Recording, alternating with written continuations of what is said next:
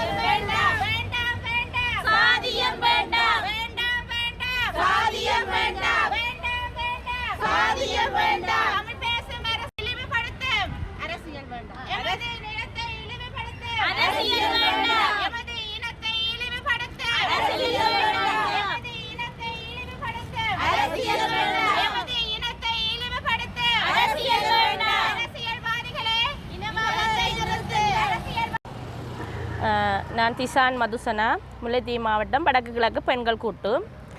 தமிழ் அரசியல்வாதிகளே, உங்கள் பிரதேச இன இழிவுபடுத்தல் வெறுப்பு குற்றப்பேச்சுக்களை உடன் நிறுத்துங்கள். நாட்டின் சமூக ஒற்றுமை, ஜனநாயக பண்புகள் மற்றும் மக்கள் பாதுகாப்பை நிலைநிறுத்த வேண்டிய பொறுப்பில் உள்ள அரசியல் பிரதிநிதிகள் சமீபத்தில் பொதுத்தளங்களிலும் சமூக ஊடகங்களிலும் வெளியிட்ட கருத்துக்கள் குறித்து எங்களது ஆழ்ந்த கவலையையும் கடுமையான கண்டனத்தையும் வலியுறுத்துகிறோம். ஒரு குறிப்பிட்ட சமூகத்தினரை இழிவுபடுத்தும் வகையில் மனித மரியாதைக்கு எதிரான சொற்கள் பயன்படுத்தப்படுவது எந்த நிலையிலும் ஏற்றுக்கொள்ள முடியாதது. இத்தகைய வெறுப்பு தூண்டும் பேச்சுக்கள் சமூகங்களுக்கிடையேயான நம்பிக்கையையும் நல்லிணக்கத்தையும் சீர்குலைப்பதோடு மட்டுமல்லாமல் பிரதேச மற்றும் இன அடிப்படையிலான பிளவுகளை தீவிரப்படுத்துகின்றன. இது நாட்டின் அமைதிக்கும் பொதுமக்களின் இயல்பு வாழ்க்கைக்கும் நேரடி அச்சுறுத்தல் ஆகும். மக்களின் வாக்குகளால் தேர்ந்தெடுக்கப்பட்ட பிரதிநிதிகள் மக்களின் பிரச்சனைகளை பொறுப்புடன் நாகரிகத்துடன் முன்வைத்து தீர்வுகளை உருவாக்க வேண்டியவர்கள். ஆனால் அதற்கு பதிலாக வெறுப்பு, இழிவு மற்றும் பிரிவினை உணர்வுகளை தூண்டும் கருத்துக்களை வெளியிடுவது அரசியல் பொறுப்பின்மையின் வெளிப்பாடாகும். இத்தகைய செயல்கள் ஜனநாயக மரபுகளுக்கு அரசியல் நாகரிகத்திற்கும் நேரடி அவமதிப்பாகும். மேலும் அரசியல்வாதிகள் தங்களது கருத்துக்களை வெளிப்படுத்தும் போதெல்லாம் ஆதிக்க சிந்தனைகளை பிரதிபலிக்கும் வகையிலான மொழியையும் அணுகுமுறைகளையும் முற்றாக கைவிட வேண்டும் என்பதை வலியுறுத்துகிறோம். மக்கள் மத்தியில் சமத்துவம், மரியாதை மற்றும் பரஸ்பர புரிதலை வளர்க்கும் உரைகள் மட்டுமே அரசியல் உரையாடலின் அடிப்படையாக அமைய வேண்டும். இவ்வாறான பொறுப்பின்மை கொண்ட பேச்சுக்கள் தொடர்ந்தால் சமூகத்தில் இனவாதம், பிரதேசவாதம் மற்றும் பகைமை மனப்பான்மை ஆழப்படுத்தப்படும் அபாயம் உள்ளது. இதனால் பொதுமக்களின் பாதுகாப்பு மட்டுமல்லாமல் குறிப்பாக பெண்கள், குழந்தைகள் மற்றும் பாதிக்கப்படக்கூடிய சமூக குழுக்கள் மன அழுத்தத்திற்கும் அச்சத்திற்கும் உள்ளாகின்றனர்.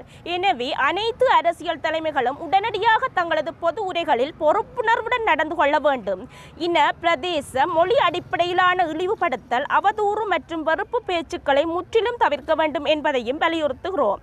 அத்துடன் இனம், பிரதேசம், மொழி, சாதியம் மற்றும் ஆணாதிக்க சிந்தனை ஆகியவற்றின் அடிப்படையில் உருவாகும் அவதூறான மற்றும் வெறுக்கத்தக்க நடத்தைகளை கண்காணிக்கவும்,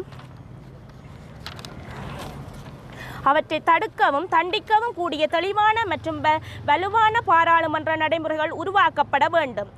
மேலும் அரசியல் கட்சிகள் மற்றும் சுயேட்சை குழுக்கள் தங்களது உள்கட்டமைப்பு கொள்கைகள் மற்றும் ஒழுக்க விதிகளை உருவாக்கும் போது இவ்வாறான வெறுப்பு பேச்சுக்களை தடுக்கும் உறுதியான வழிகாட்டுதல்களை இணைத்து கொள்ள வேண்டும்.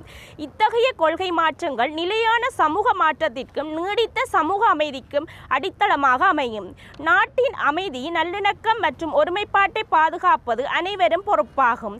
அதனை சீர்குலைக்கும் எந்தவொரு செயற்பாடுகளுக்கும் எங்களது உறுதியான எதிர்ப்பு தொடரும்.